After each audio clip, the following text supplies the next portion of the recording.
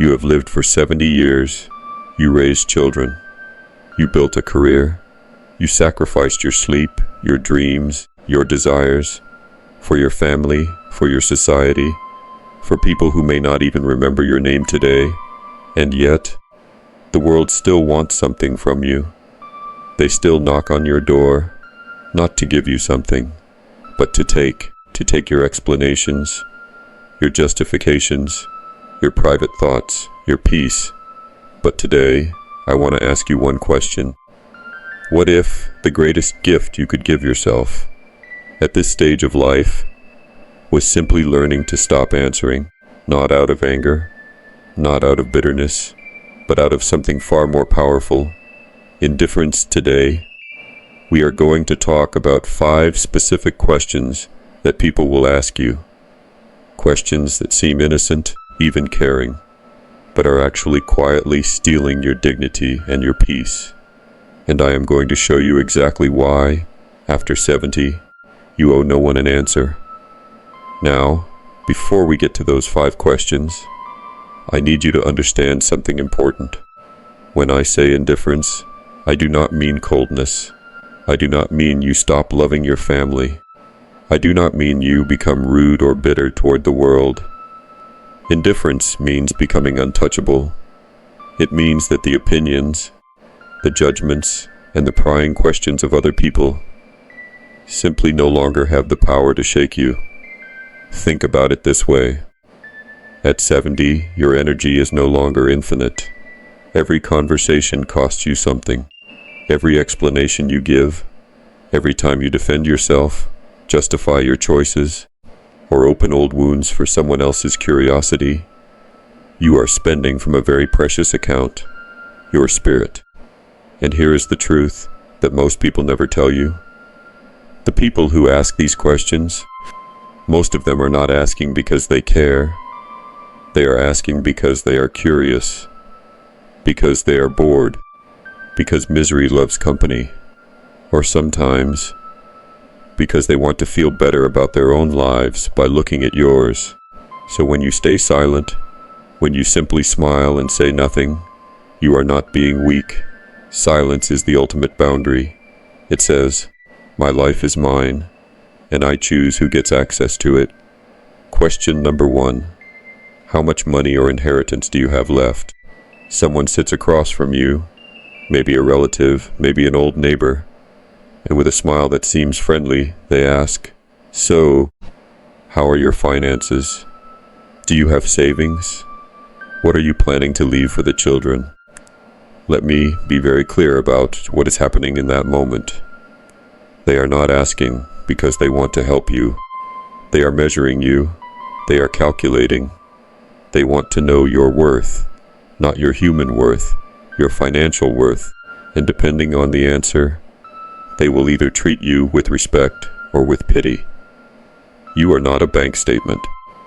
You are not a balance sheet. After 70 years of working, earning, saving, and giving, you do not owe anyone a financial report. The perfect response? Simply say, I have enough to live comfortably. Thank you for your concern. And then, change the subject. Or say nothing at all. That silence, that is power. That is dignity. That is indifference working for you. Question number 2. Why don't your children visit or help you more? This question is dangerous because it sounds like sympathy. It sounds like someone cares. But what they are really doing is pressing on a bruise. They want to see you flinch. They want the drama. They want the story.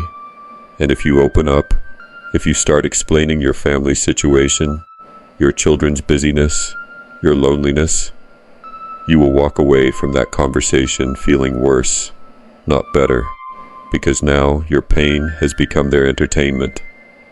Every family has its complications. Every parent-child relationship has its seasons, some warm, some distant. That is private. That is sacred. You do not need to explain your family to outsiders. You do not need their pity. You do not need them nodding with fake concern, while secretly judging your children, or worse, judging you. When someone asks this question, You simply smile and say, "My family and I have our own way of doing things," and leave it exactly there. Protect your heart. Protect your family. Close that door with grace. Question number 3. Why aren't you doing more with your life or your health? Yes. The unsolicited advice. You should be exercising more. You should be eating differently. You should travel while you still can. Why are you just sitting at home? People, even well-meaning ones, love to tell seniors how they should be spending their remaining time, as if your years of lived experience somehow left you unqualified to manage your own days. Here is the truth. You have earned every single morning you wake up. You have earned the right to drink your tea slowly, to sit in your garden, to read what you want, sleep when you want, and live your day exactly as you choose. You do not need to justify your pace to anyone. You are not lazy. You are not wasting time. You are doing something most people never learn to do. You are living on your own terms. When someone offers you unsolicited advice about your life or health, you simply nod, smile, and say, "Thank you. I am doing just fine." And then you go back to living your beautiful, quiet, intentional life. Question number 4. Don't you regret the mistakes of your past? This question is a trap. It disguises itself as a deep, meaningful conversation. But what it actually does is drag you back into a version of yourself that no longer exists, and ask you to stand trial for it. Your past decisions made sense with the information, the emotions, and the circumstances you had at the time. You were not wrong. You were human. And here is something I want you to really hear. You do not owe anyone an explanation for who you used to be, the person you were at 30, at 40, at 50. They made their choices. They learned their lessons. And those lessons brought you here, to this moment of wisdom, of peace, of clarity. That is not something to be ashamed of. That is something to be proud of. When someone tries to dig up your past, you simply say, "I made the best decisions I could, and I have made peace with all of them." The past is a closed book. You are not obligated to read it aloud for anyone. Question number 5. Aren't you afraid of being alone? Society has a very strange relationship with solitude. It treats it like a punishment, like something has gone wrong, like if you are spending time alone, you must be sad, forgotten, or unloved. So when someone looks at you with those concerned eyes and asks, "Aren't you lonely? Aren't you afraid of being alone?"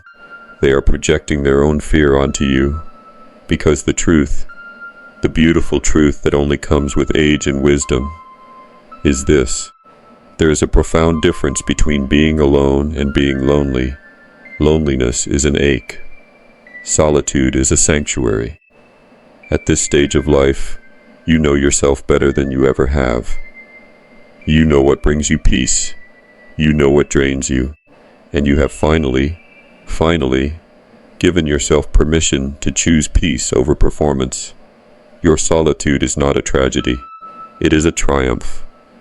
You do not need to prove to anyone that you are okay.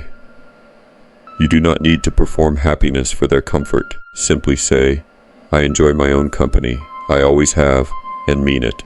Because you do. Now imagine this.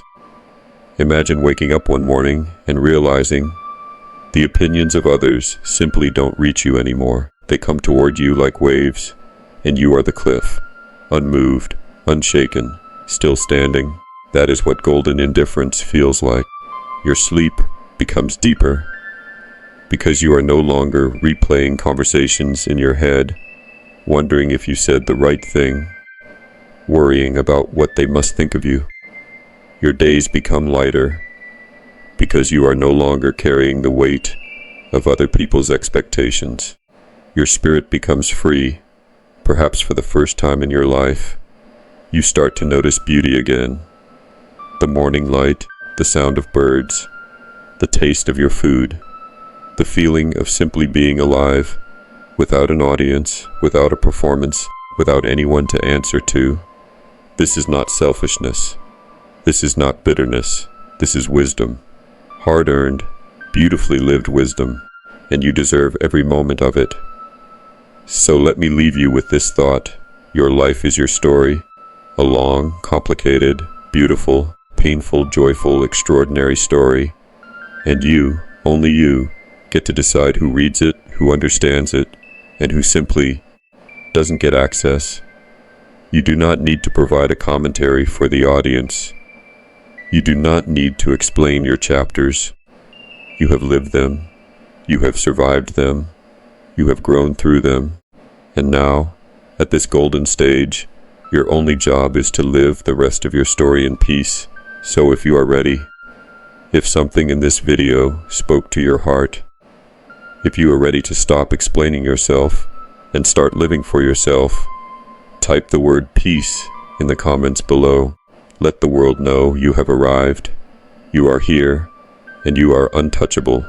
And if you know someone, a parent, a friend, a loved one over 70, who needs to hear that it is okay to stay silent, share this video with them today, because sometimes the most powerful thing we can give someone is permission to rest, permission to be quiet, permission to finally live for themselves. Thank you for watching. Take care of yourself. You have earned it.